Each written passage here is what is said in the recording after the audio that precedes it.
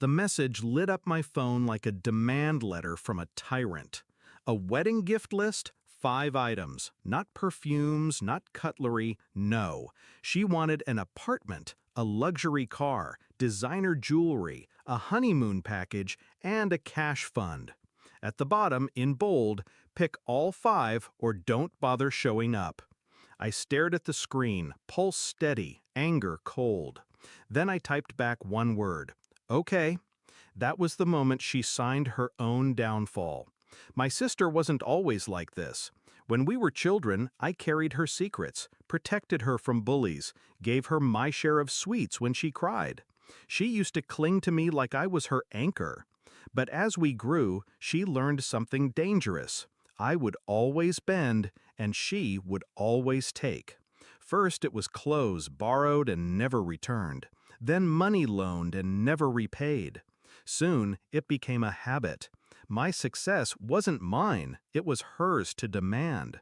And I let her, for years, because she was my sister, because family, I thought, meant sacrifice. Until the wedding list arrived. That wasn't just greed, that was an execution order. I knew better than to confront her in rage. She thrived on drama. If I shouted, she'd cry. If I argued, she'd twist it. No, this needed precision. So I planned. Step 1, bait the trap. I agreed. Of course, I'll get them all, I texted. My compliance was the one thing she never questioned. Her response came fast, a string of heart emojis. Then, send me your account login again. I'll pick the exact models myself. I sent it, a fake one, preloaded with small amounts, enough to look real, enough to distract her. She dove in like a vulture. Step 2, cut the strings. That same night, I called the bank, revoked her authorized access, canceled the supplementary cards she'd been quietly using for months. I changed passwords, rerouted funds, sealed every door she thought was hers to open. For years, she had lived off the illusion that my success was a shared resource. I ended that illusion in a single evening. Step 3, the reveal. The wedding day. I arrived empty-handed. No gifts, no keys, no jewelry boxes.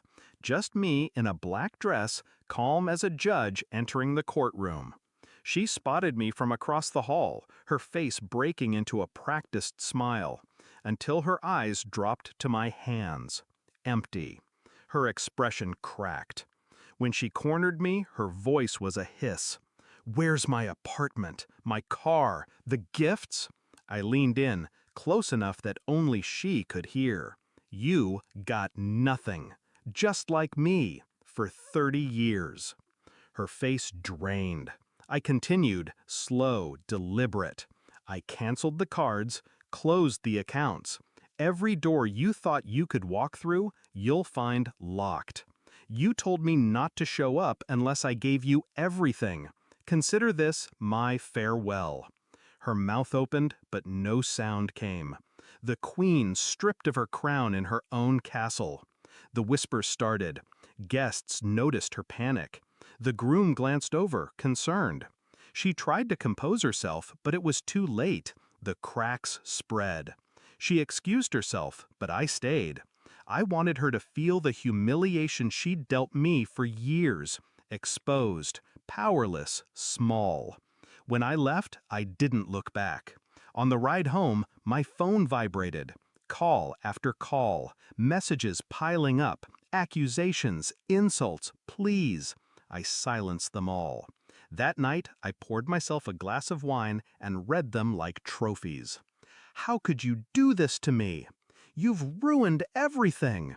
Please, I need your help." Every line was proof that the spell had broken. Do I regret it? No.